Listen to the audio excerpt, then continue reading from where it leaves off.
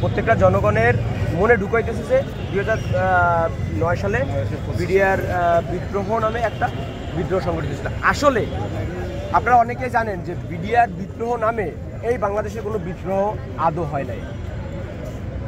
তৎকালীন সরকার ফ্যাসিস্ট শেখ হাসিনা তার ক্ষমতাকে কুক্ষিগত করার জন্য, দীর্ঘস্থায়ী করার জন্য দেশপ্রেমিক 57 জন সেনা কর্মকর্তাকে হত্যা করেছে সুপরিকল্পিতভাবে।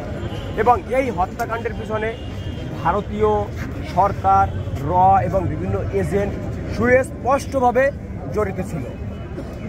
দেখেন, আপনারা মিডিয়ার লোক অনেক কিছুই জানেন, মিডিয়াতে বর্তমানে অনেক কিছুই শোনা যাচ্ছে, দেখা যাচ্ছে।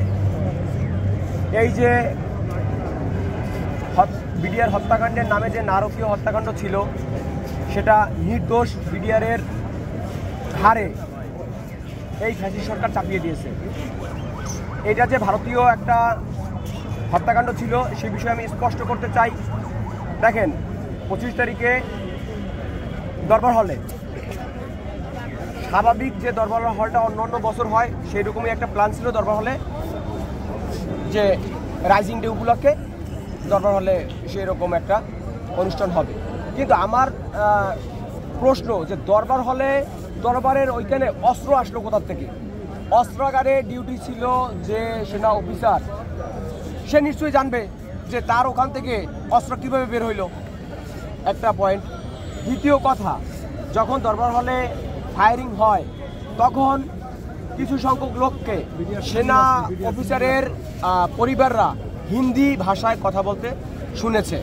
তো বিডিআর সৈনিক তো হিন্দি ভাষায় কথা বলে না।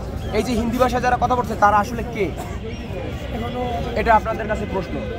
তৃতীয় প্রশ্ন, যে একজন লেফটেন্যান্ট কর্নেল ফিমেল, সে যখন তদন্ত করছিল তখন ভারতীয় অর্ডিন্যান্স ফ্যাক্টরি IOF এর খালি খোসা, অস্ত্রের খালি খোসা পেয়েছিল এবং বাইনোকুলার ও স্লিং পেয়েছিল, যেটা বিডিআরের ব্যবহার করা হয় না। তো এতে প্রমাণ কি হয় না যে অন্য দেশীয় অস্ত্র, অন্য দেশীয় লোক আমাদের দেশপ্রেমিক সেনা অফিসারদেরকে পরিকল্পিতভাবে হত্যা করেছে? এটাও ছিল যে একটা অ্যাশ কালারের গাড়ি,